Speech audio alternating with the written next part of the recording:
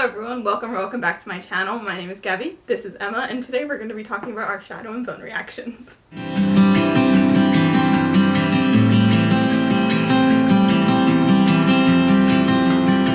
Basically, the premise of this video is that I have read almost all of the books except for I have to finish Crooked Kingdom, and then I need to read the Nikolai duology. You haven't met Nikolai yet. You should in the next season. But you haven't met Nikolai yet. But she hasn't read any of them. She only knows the premise of Six of Crows. Mm-hmm. Sort of. And then, obviously, we watched the show, so she sort of knows the premise of Shadow and Bone. But the whole premise of this, she hasn't read the books, I have. So it's our reactions on the show, how they differ, how they're similar, based on, you know, a reader, non-reader. Yeah. So Emma's gonna go first. I am? Yes, Okay. you are. So before watching it, I watched the trailer. She didn't. Mm. And I was extremely confused. Like, all I got from that was that Prince Caspian was in it. There was a girl that lights up. Yeah. I didn't really know what was going on. First episode, the confusion continued. I was like, what? Like, who are they warring with? Why are they all dressed like that? I was like, this is very Russian, and so I asked her, she's like, yeah, it's based off of Russia. So, you know, the first couple episodes, I was, like, extremely confused. And then, I don't know, getting more into it, it just kind of became, like, I didn't want to, like, we got through 5 episodes the first night. In one night. We Yeah. would have finished it. We didn't want to stop. No, we would have finished it in one night if we could have. Mm-hmm. If we had started earlier, we would have finished the whole season. But I was like, we stopped. We were like, something to look forward to tomorrow. Mm-hmm. So when it comes to like the little love triangle, oh yeah. Oh, and also, can I just say, when talking about the crows, I love Jasper. And I love all of them, but he carried. I mean, like, I loved the comedic relief for sure. Yeah, just like an interjection. Like, I loved everybody, but yeah, Jasper carried that show. Yeah, like, freaking go. Crows, obviously loved all them. I liked Kaz, and I can kind of tell, like, she was very, like, you really liked how they portrayed him. Like, yeah, I have a thought on it, but yes, okay. I do think it was well, very good. Overall, she thought that, you know, they did well. I liked him too. Inej, badass. And then Alina and, like, freaking Mal and the Darkling. At first, I was like, ooh, the Darkling, because, you know, Ben Barnes. Like, how could you not? But then it finally, like, I didn't want to choose between the two, but, like, when the Darkling and Alina finally got together, I was like... And that was literally your face as, like, they kissed, and then you were like, I don't like it no more. I don't like it anymore. And, like, I mean... but her and Mal, since the beginning, I was like, oh my god, are you kidding me? Like, you know, they were at the orphanage together, they grew up together, so, like, they were really cute, but then, you know, then freaking General Kerrigan comes in, and I was like, ooh, like, that would be an interesting duo, because, like, he's dark, she's light, iconic, but then no. Plus, I started catching on that he wasn't, like, exactly who he says he was. Like, I had a feeling that he had something to do with the original person who created the Fold. He did. But yeah, Mal and Alina are endgame. Overall, I really liked it. Okay. Oh wait, Nina and Matthias. Oh yeah, love them, except I've told her this multiple times, they were so rushed. Like, they barely had any screen time, so of course they had to rush it. So, like, you know, I get that they were trying to combine a whole bunch of stuff together into 8 episodes, 1 season. But, I don't know, like, if you could have just taken a couple more minutes in each episode, you could have given them some more, like, story time and, like, development. Because it's like, all of a sudden, they hate each other for, like, 2 little parts that they show them. Then the ship crashes all of a sudden and sinks, and then they're, like, trying to survive together. So it was just, like, it was so fast. I don't know. But, you know, also love them. Love Nina. Yeah. She's that bitch. Okay, so for my thoughts, I really, really enjoyed it. I liked how similar it was to the books. Like, even though, obviously, who are watching, if you read the books, you know that this is, like, the crows are not in Shadow and Bone, but I like the way that they kind of weaved them together to, like, I don't know, to, like, make it a little more inclusive for, like, people who liked The Crows or, like, Six of Crows better than Shadow and Bone. Yeah, and I didn't know that. She had to explain that to me, that yeah, they weren't even supposed to meet at first. Like they're not in it at all. Meet in the books? No, that's the thing. They're not. Oh. Like that's what I'm saying. Like the ending. Oh, and there's another thing. The ages is a little odd because in Six of Crows, like Kaz and Nej and them, they're like 17, 18, 19, around there. Mm-hmm. If Shadow and Bone is supposed to take place 2-3 years beforehand, they would be 14, 15, young. 16. Yeah. And that's not how they're portraying them. They looked early 20s. Yeah. So like they could pass for they could pass late for like teens, yeah, they can pass for late teens, but that was my only like it's a little bit weird.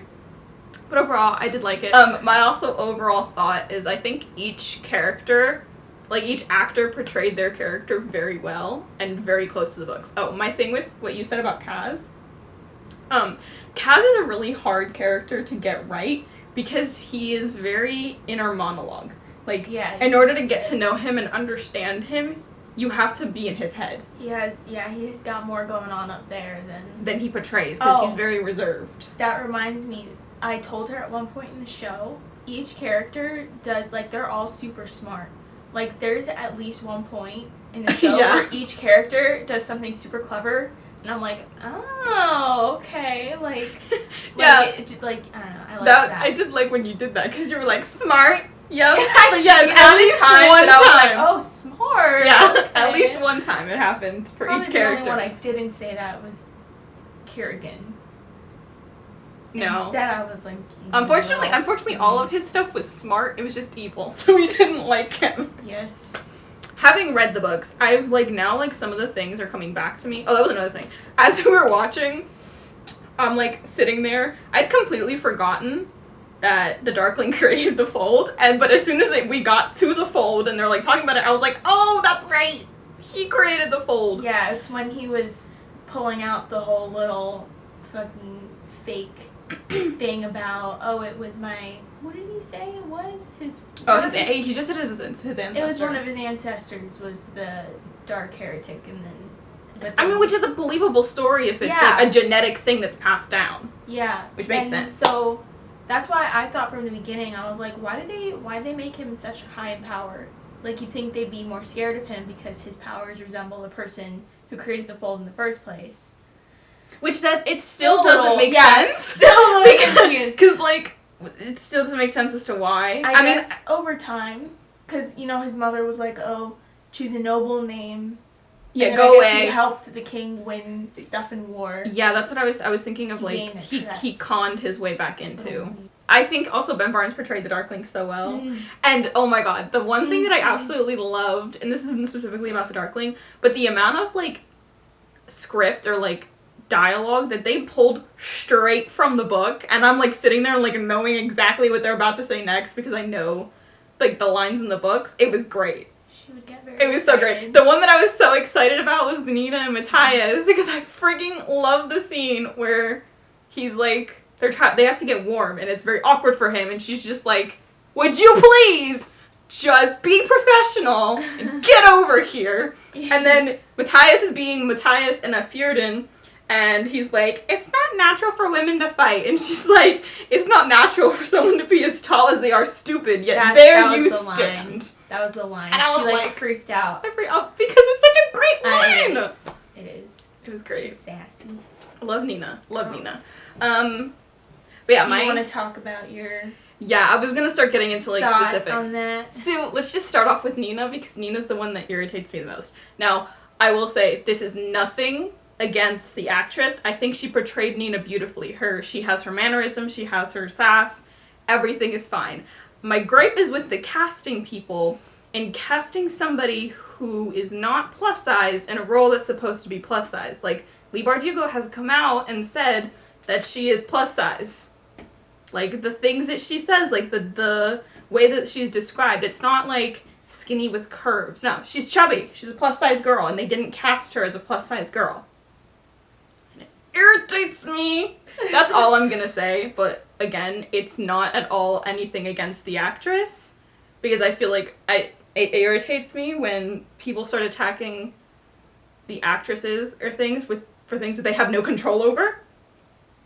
And I think she did a really good job of portraying Nina. And I don't have an issue with her being Nina after watching the show. I just wish it was somewhat plus size. So that's that. The other thing that kind of irritated me was Alina.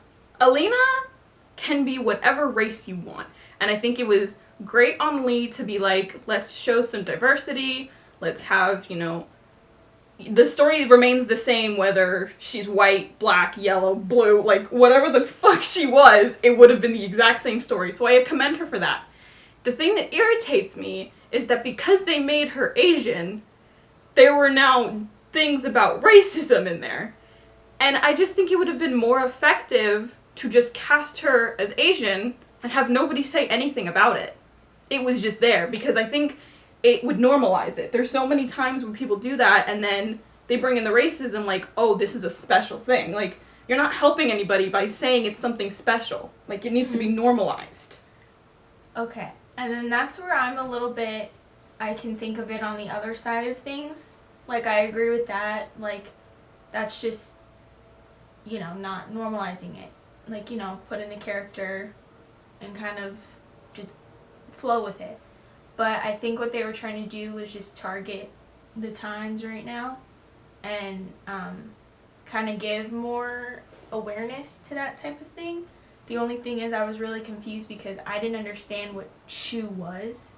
Like, I don't know if I missed it and they explained it, but like if you're gonna change her race, like, do it properly, like explain why there's such discrimination towards her, like, not giving her the food at the cafeteria. They're like, Shu aren't welcome here. Like, what caused that? So before I get into that, I just want to say, like, I understand what they were trying to do, bringing in the racism aspect, give more awareness to what's going on in our own country today. But they just need to, they needed to carry out a bit better, like, what they were trying to do. There were a lot of things in the show that they just didn't explain all the way, and, I also think a bit better. I don't know, like, I think it, should definitely have been, a normalized thing, but if they were gonna lean into it being racism, it shouldn't have been, a 3 or 4 remarks that she gets, and then it's, not addressed again. Mm-hmm. Like, as soon as she's, becomes not the shadows. The Sun Summoner? I was about to say Shadow Singer, which is from Akatar, which is Azrael. She's definitely not Azrael. Sun Summoner. It's not addressed. Yeah, Sancta Alina. Yes. It's not addressed again. Not really. No. They all are just okay, cool. The only thing is that, Zoya, being the sort of bitch she is in this part, she's a bitch up until the last episode. Yeah, I didn't remember her being a bitch, and then I started remembering some other things. But I know what, her end story is, which is why I didn't think she was a bitch. When she gets to the little palace, other than Zoya being the bitch and being, Shu orphan, go away or whatever, it's not really brought up again that she's Shu. Not really. And, the only other times they say it, it's, Jasper when he realizes who Alina is. And he's, right, he's trying to describe her to somebody. Oh, she's Shu, and they're, all so surprised, and there were a couple other, when she runs out, when she, what? It's not having to do with Alina, but just, things that I do like, when Zoya was oh... Oh, yeah, when Inej, because Inej is dangling, no, is it that? Inej is dangling, and she's doing her acrobat, being the badass she is, and some woman is talking about, I think she says that she's Shu, or something like that. She says a different, I don't know, but she doesn't say it. She says the wrong... Yeah, she says the wrong thing. Ethnicity? Would that be the right term? I think it's, no, I think in that case it's... Background. It's race. No, maybe it is. I don't know. Whichever one. But This is bad that we don't know the difference. Basically, she misterms, who Inej is, and then Zoya's she's Suli, but I get it right. Yeah, but she does it so, nonchalant. She just says it in passing, and she looks at her and she's she's Suli. And then she, keeps walking. And that's it. That's all we get. But it was okay, cool. Yeah. So that's another element that I kind of like. They were just trying to, like, put in, you know, give more diversity aspects. Yeah. Mal. We're jumping around because I think that's, like, going to be the best way. Boy. Team Mal. Okay, having read the books, I liked the Darkling and Alina in, like, the first book, but then we find out that the Darkling is bad, and, like, he doesn't get better. It's so, Mal in the show is so much better than in the books. She kept saying that everybody thought he was annoying. I was like, how could you? He's so precious. No, because they definitely, it hadn't come back to me until I started seeing some other people's reactions, and then I remembered how annoying he is, because he's like, he doesn't give her any attention until she becomes the Sun Summoner and the Darkling wants her, and he's just like, oh. Then he also gets with Zoya just to piss her off. Then he that's bad. Doesn't like her because she's Grisha, and like is this whole thing of him like being like, you lied to me, like this, that, like he's so upset with her. That was so dumb that when they were having that argument where both of them were kind of just like, she was all mad because she thought that he got with Zoya, and then he was like, why didn't you tell me you were Grisha? Like, hold on a moment. You need to communicate better. Yes. So yes, I can understand how in the books he's annoying. He comes around. Like, he's annoying for, like, the first book, then the second book, like, they are, like, together for a little while, and he gets a little bit annoying again, but, like, by the end, he redeems himself, and he's fine. So that's why I like their endgame. A lot of people hated the ending of the third book, partially because she ends up with Mal. They're like, oh. They're so cute! And they are so cute. Question, in the book, does it have the whole, him, like, trying to get back to her at the little palace? Yeah, he's the one, yeah, the whole deer, stag the thing. Stag, the whole stag thing, that's in the books. Okay, cool. And, like, he's the one who like, gets that the stag. That was great, him doing all that just to get to Alina. So coming back to that, and I realized I was right. I've seen other people where they're like, I thought it was a necklace, not in her collarbone. And I think would have been so much better. I think it is written as a necklace in the book. I thought I was going crazy, and I was like, maybe I just read it wrong. Maybe the fusing, my head just didn't want to wrap around the fact that it would sink into her. But no, I was right. It's a necklace. And then, I'm just like picturing it happening again in the. And then the sticks just poking out. I see people. Me too. Anyways, oh yeah, and then it was still sticking out, and I was like, that's uncomfortable. Ugh. It just didn't look, and it looked like she was fine. Yeah, I know. But like she felt awkward for a second, and then they were like fine. Yeah. Oh gosh. Did it have him having the little thing in his hand, the bone in his hand? I think too? so. Okay. I'm pretty sure. We were like, chop his hand off. We were so malicious about it. We were like, chop his hand off.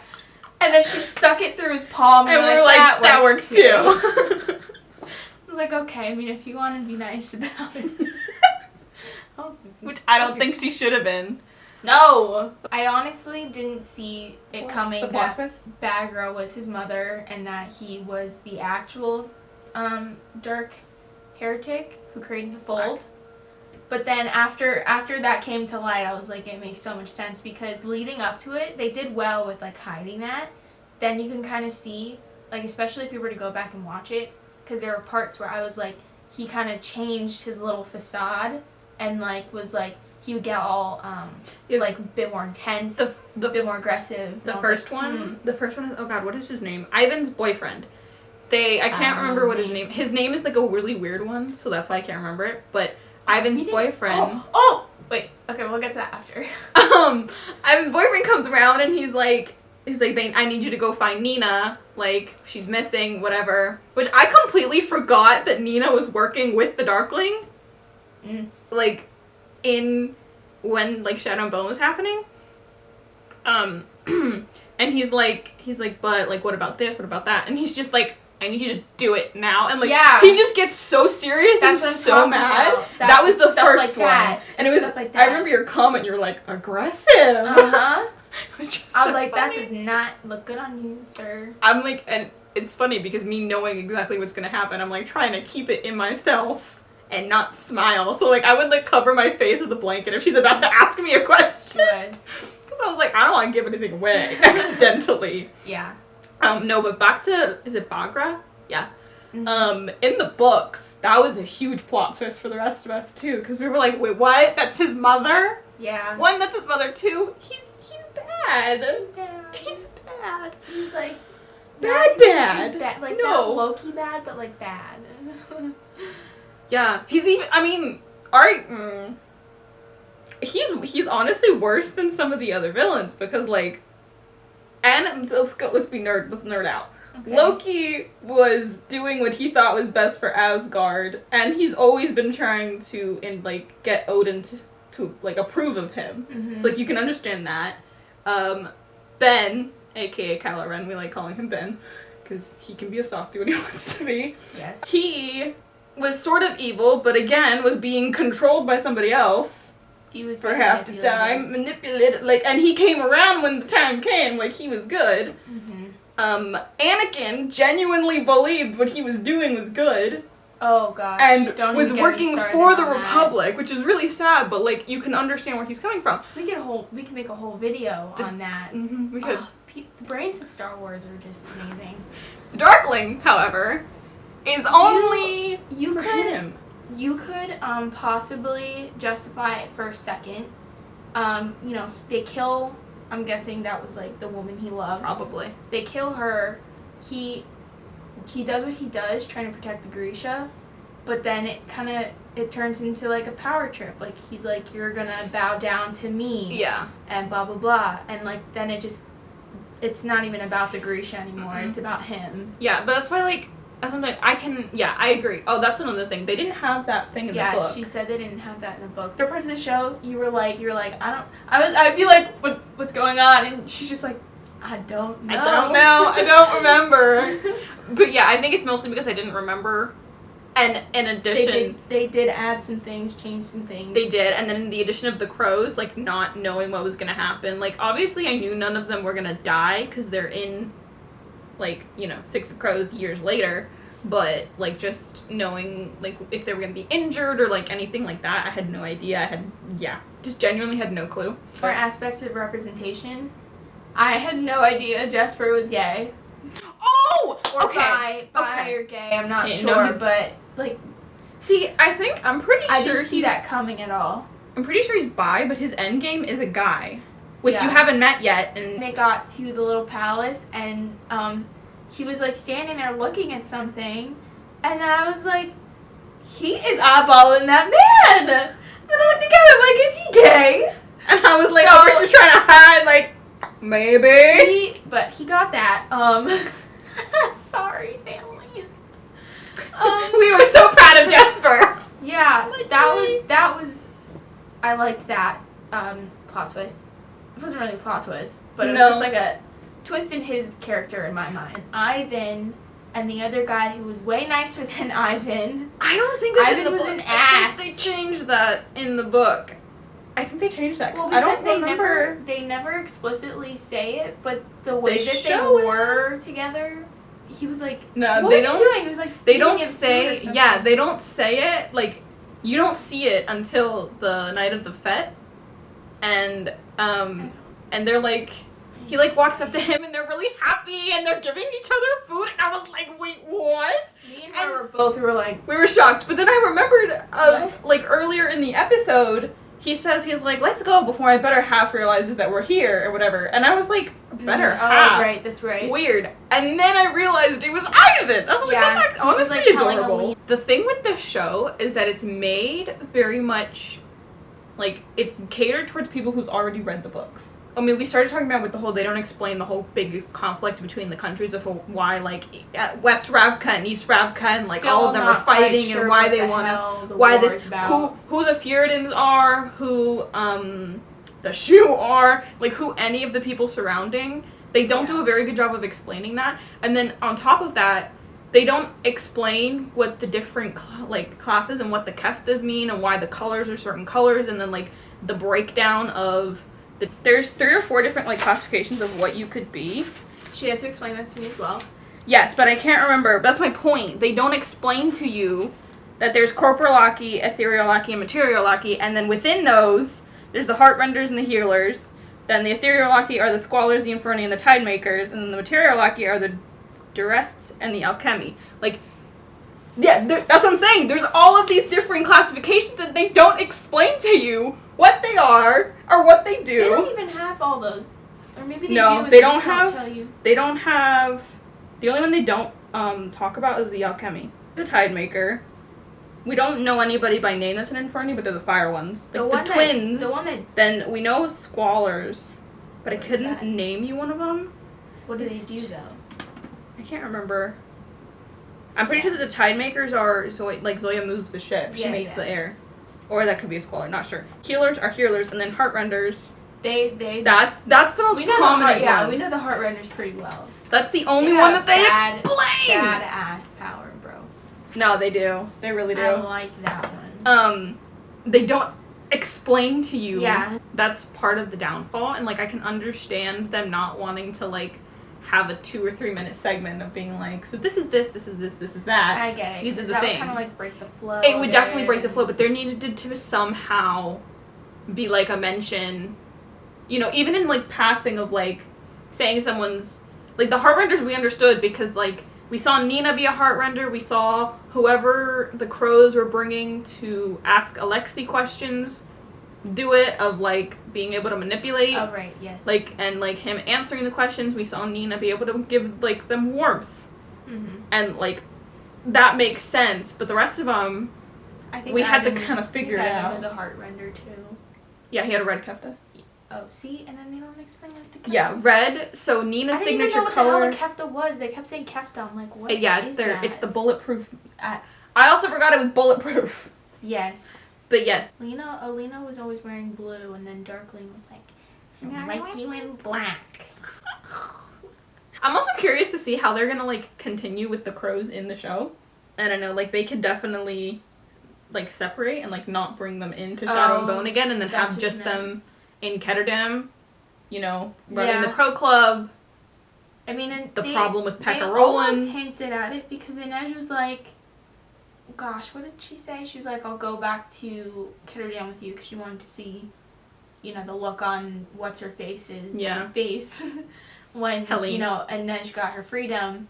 But then she was like, but if Alina needs anything, like, I will, like, have no hesitation going to help her. Yeah. So I feel like they're kind of hinting towards it, that they'll be of assistance later on. True. Okay, so since we're talking about relationships here, I think that they did the Inej and Kaz relationship really well in the subtleties and like the mannerisms and like they were very subtle about it, but I could pick the very first time they showed Inej and Kaz together. I was like, the tension in the room. Yes. Something in the first episode, I was like, that was so cute. He was like, there's no one like you, but he was trying to play it off that he was talking about like her skills and stuff. Yeah, he does that in the books. But I'm like, he's not just talking about her skills.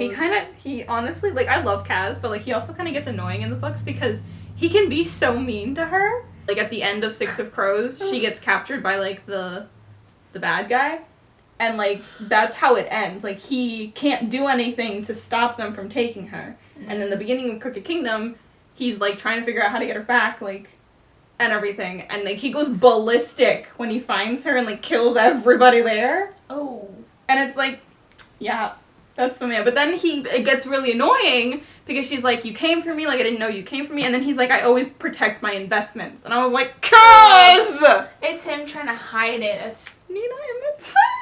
I think a lot of people like Matthias is again with Mal. They like Matthias from the show. I think a lot of people just didn't understand they don't understand why people like Matthias in the book. I'm like half and half. I like Matthias, and then Matthias also annoys me. But he's also the way he was raised. Yeah, you grow up with that mindset. It's hard to shake. Yeah, like it's more of I don't like the Fjordans. Yeah. And like he's very honestly, set. When it comes to that issue, both sides are annoying as hell. Mm-hmm. Like when they find her, they're ready to kill the man, and she's like, he's changed, and they don't even try to like it's both parties now. They just, like, are never gonna change. But yes, it's, like, it's very annoying in the books. The show very much explained the backstory, which is in the books. Like, there's like, flashbacks between them of, like, how they meet, how, like, everything happens. I do agree that it was rushed. And I think, like Emma was saying, if they had taken away, like, a few moments from the other things, like, there was definitely something that was completely filler that they could have just taken away from the other storylines. A couple of minutes into it. Yeah, because some of the episodes were really short. Shorter. And, like, so, I don't know if that was a filming issue. Could have showed the boat crashing. Yeah, exactly. Because, like, I don't know, in the books it makes a little more sense, and you know what the Druskella are. Like, they just say that word, and then nobody realizes that, like, it's the witch hunter. Like, that's what they're called. Yeah. Like, that's what it translates to, witch hunter, and then he always calls her a witch, because that's what they call them. Like, I don't know, it was definitely rushed. It's almost like they have 2 scenes of him chaining her up and them, like, spatting at each other because, you know, she's about to go on trial and then die. And he's like, whatever, you're a witch. Like, nah, whatever. And then, like, the next time, he's completely almost okay with her and he's trying to get information out of her and is like, like, maybe we can help each other. And I'm like, that doesn't happen for a really long time. Yeah. Like, they meet up and, like, are very mean and rude to each other, like, 3 or 4 times, and it's not until the boat is taking on too much water and she realizes that they're like, she's like, I can help you, you need to unchain me, like, I'm gonna be able, like, I can help the people, but everybody's gonna die if you don't let me do that. And it takes almost the boat pretty much almost sinking for him to finally, like, do that, and then the boat crashes and they're all unconscious, so she can't help anyway, and then they wake up on the raft and then they swim off. But, like, there's so much more interaction between, like, them hating each other. And then finally, slowly, he realizes that she's a human. She's a human being. Yeah, I just think if there was more of it, a lot of people from the show, like, I don't know, I think they do it successfully enough to where people who haven't read the books like the aspect of Nina and Matthias, but they could have done a little bit more to make it a little bit more believable. Yeah. Like, overall. Mm-hmm. Okay, so last 2 things we wanted to talk about was Milo. I love Milo. I think it's really funny that everybody loves Milo. Yeah, it was great because we thought that he was supposed to be bait. Yes. And it turns out he was an emotional support animal. Up until I was like, I'm not getting attached to the goat. The goat is gonna, that's what they're gonna do. They're gonna throw the goat out and then to distract the Volcra, and then they're gonna, you know. Yeah, no, I know. We were like, they're getting ready to toss him. I know, and then he was like, Jasper, grab the goat, and then he was like, no, it's for you, like, just hug it. Yeah. Like, oh, this is great. And then he got attached to him, and then when they were parting, he left him the bullet around his neck, and that bullet ended up saving Mal. Exactly. I loved beautiful character. It was great. Strategically placed something that like makes sense. That, like, you know, and it's not so obvious. He wasn't like just thrown in there just to be the emotional support animal. Which we would have loved him either way. We would have loved him either way, but I also think, like, the inclusion of the bullet, it's so, like, subtle that you wouldn't think that, oh, okay, this is gonna come up later. No. It's just Jasper has sharpshooter. Of course he's gonna leave him one of his prized possessions, a bullet to his, like, that all made so much sense, so I really love that part. Yes. And then talking about Jasper. Yes, so speaking of Jasper, and spoilers I can't remember if it's at the end of Six of Crows or if it's in Crooked Kingdom, but Jasper being Grisha. I think I like that they alluded to it, like, so early on, because it's one of those things where in the book, it just, like, there's no, I think there might be, like, little clues that we just don't pick up on, because, like, we just don't pick up on it, but, like, as soon as he does do it, and they're all like, huh?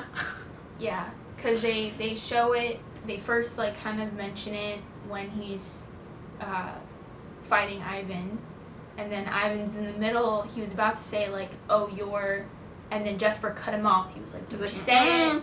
And I was like, and I didn't really pick up on it much, but then Gabby was like, oh my gosh, like, they put this in? And I was like, what are you talking about? She's like, we'll wait and see if they say it. And Yeah. I get to the final episode, and she's like, I wonder if they're going to say it, which they didn't. So I just told her. So she told me, but I had a feeling because there's not many other things that they've introduced that he could have been. So, yes, he's a fabricator. Yes. According to her. Yes. Which makes sense. Yeah.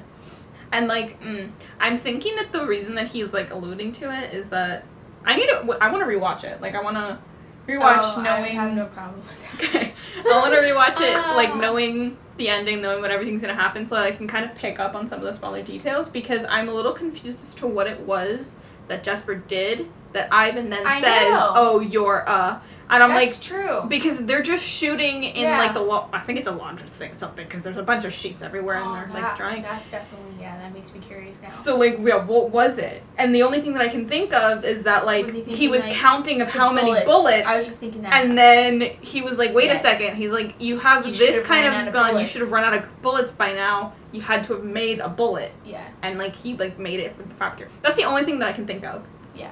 Because other than that, it just, it makes no sense.